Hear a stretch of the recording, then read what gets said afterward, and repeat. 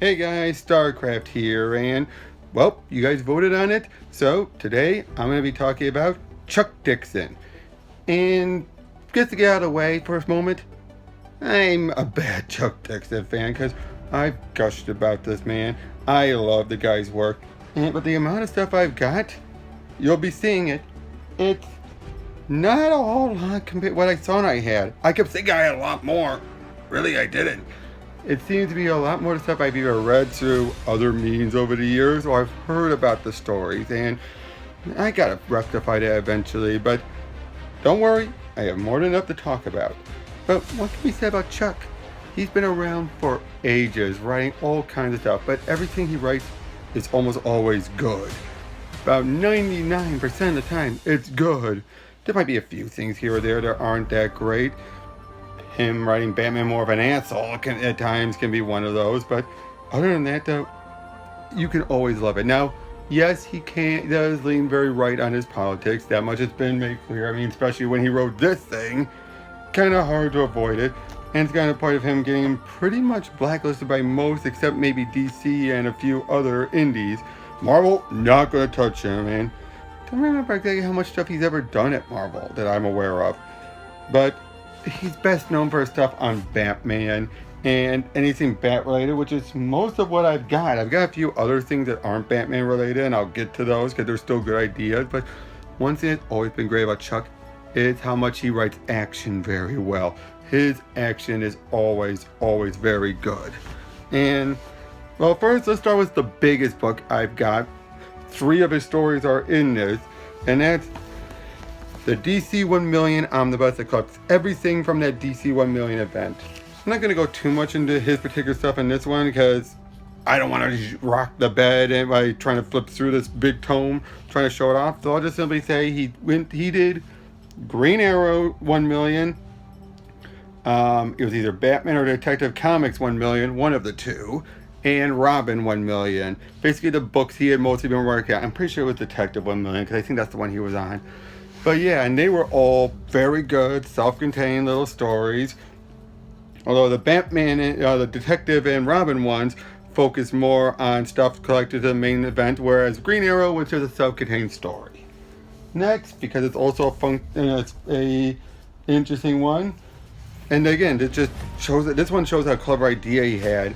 Transformers Evolution's Heart of Steel, which was basically his take on what if.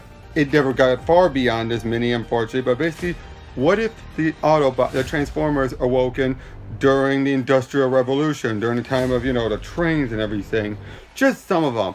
It actually does initially work in a way where it goes right back to the status quo because everyone goes back to sleep and mostly forgets about it. Then, and at least you would think that, but it is very good. I mean, the artwork by hold on a second. Guido Guidi, who's actually a long-time Transformers artist. I mean, it's just really good stuff here. You have Ravage, and the thing is, they don't go with Optimus. They either go as Bumblebee, they don't go as Megatron. I think it was Starscream, trying to take advantage, and they team up with John Henry. Things like that. And then you actually would continue on in a place set in that same universe during the Infestation crossover. Not much to say about it with IDW. Not much to say except that it was an event that was a crossover that really wasn't a crossover. Basically, they would all coexist in one event, but basically any involvement by the other universes were not, they never really interacted with each other. It was more just one intercepting event. But yeah, that version of it, and Chuck did come back to write this, took place during Infestation 2, the follow-up. Now, a lot of people did not expect that at all, neither did I, so that was one of the big reasons why I got this omnibus that collects the 2 events.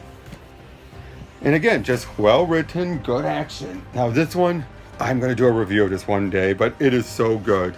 It's a great graphic novel. It's him and Graham Nolan. Those two always do great stuff together. Joker's Devil Advocate. I showed this during my big tour video, but basically it's Joker, and Chuck wrote this where Joker, he's arrested, ready for the death penalty. been made clear he's not insane, and all that. He's about to get the chair. But Batman has the feeling that Joker didn't do it. And he didn't. So what do? Let it go in injustice and have it be that they kill an innocent man even though it's the Joker? Or do they just undo it? Or they figure it out and have to let Joker go? And this is such a brilliant story that really deconstructs the whole notion of letting the Joker live and all that stuff. And wow, it is definitely so good. And you can so see Batman, he's just sticking to it. Everyone else is telling him, don't do it. He's like, no, I've got to get this done. This has to be resolved. Otherwise, I can't live with myself. Next one, it's the final book in... Hold on one moment. False alarm, sorry about that. But anyway, the next one is the third part of a series of, the Batman Predator crossovers. He did the third one, which basically has Batman and Robin dealing with a Predator and his son. As the Predator's son is meant to go on a rite of passage, and it's just some interesting stuff. The artwork is not my favorite. It's done by, Rodolfo DiMaggio. Yeah, it's the weakest art right of the three ones. I mean, when you have Adam and Andy Kubert and Paul Gulacy on the other two, this one pales in comparison. It still gets the job done. It's not atrocious. But yeah, in this case, it's just, father and son versus father and son figures anyway, even though Tim's father's still in the picture. But it's really good. A good final story for them dealing with it, at least in this regard. But it isn't the only time that Chuck dealt with this. He would eventually do Superman Aliens God War. This one is very clever. It's basically, what if and Darkseid found the Xenomorphs and decided to use them as a means of attacking New Genesis. And basically, you have them, it's John Bogdanoff artwork, and it's an interesting idea, but it ends so anticlimactic. I'm not going to spoil it, but I'll just say it's like, wow, okay, you just ended it that way, just brushed it aside. But everything leading up to that point was very good and very tense, but it's also kind of like, if Superman Aliens 1 by Dan Jurgens was more like Alien, this one is more like Aliens.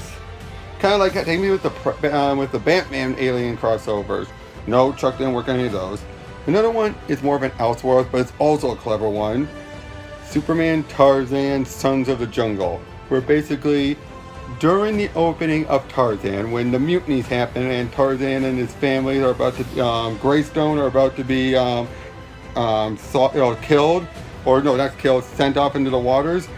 Instead, and that's when Baby Kal-El landed on the jungle, and the crew took it as a sign from God. So they decided, okay, we'll stay the course.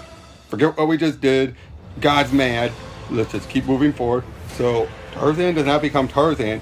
Superman does become Tarzan. And eventually, he lives out to a life while John Greystoke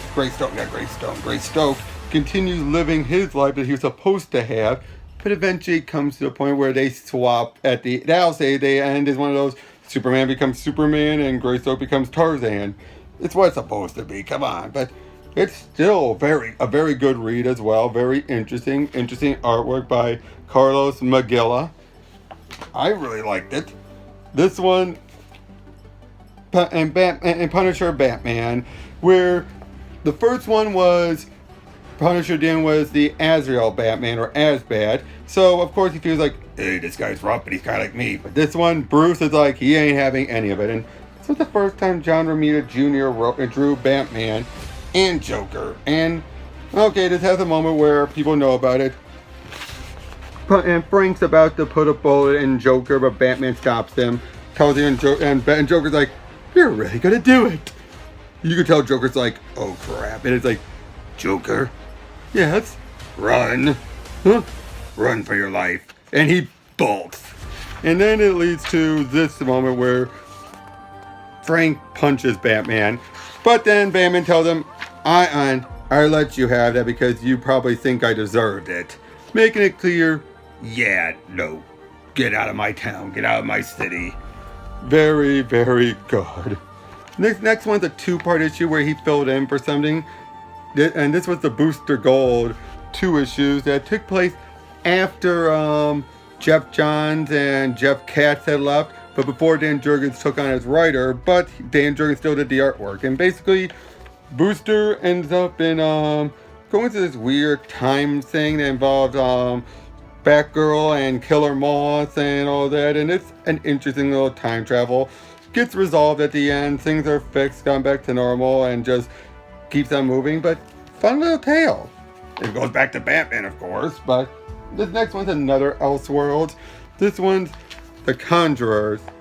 Not much to say, except it's just more of a alternate take on all the magic stuff happening. Can't really sum it up too much, but it did have great artwork by the late Eduardo Barreto.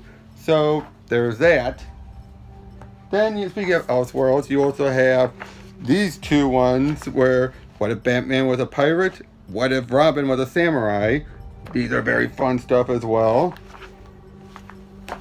Then you have Justice Riders. This one's a classic with artwork by J.H. Williams III. Basically, the Justice League all set during the Old West. Very good. It's J.H. Williams artwork. So, yeah, what do you expect? Then you have, just a second, the Elseworlds 90-page or 100-page spectacular. And in this case, it's an interesting one where what if during the night of the Wayne's murder, instead the rocket crashed in Gotham and Lex Luthor killing the Waynes and disfiguring Bruce. Lex shows up, raises Superman as to be his son as Bruce is brooding. Bruce is kind of a two-face. Bruce comes in, kills Superman, kills himself. It's a spoiler, yeah, but it's a brief story. But it's like, wow, that's wild. Then these ones, the Nightfall trilogy. That's the late Norm Brayfogel's art signature right there. These are what I grew up on so much with Chuck. Everything about Chuck I loved was from these books. So much of it. This is one of my first Batman stories I ever got. All three of these. And it just defined how I feel about the character so much. And last but certainly not least, the Bane Conquest Minis. Probably the most recent mainstream book he's done. And it's wonky. It's weird. I mean, you got a guy with basically one of the people working for Bane. It's basically a walking, floating head, and a walking mechanical head. But at the same time, no. I mean, it's probably not in continuity, but it's still very good. Although, not a fan of the redesigned costume for Bane. Don't like seeing his mouth. Takes away the luchador-ness of it. But it was still a very wild run, a very action-packed, very old-school run, and with Graham Nolan's artwork, where can you go wrong? So, that's all I've got on Chuck. That's what I love about Chuck, with all this great stuff. I mean, I already showed you the Trump and Space Force stuff. But Chuck, when it comes to action, he just goes all out. His characterization is very good. He does with Batman very good detective work for the most part. And yet he's also very creative with other stories. You got the Clinton Cash Grab. I don't have that. I'd love to get one of those eventually. But yeah, what I was going to say about Chuck, he's awesome. Good thing you guys voted on him. Nothing much else to say. That's all I've got for today. Who knows what I'll do tomorrow. Sorry about that. Literally got cut off because I was running out of space on my phone. Just want to say, catch you all tomorrow. See you later.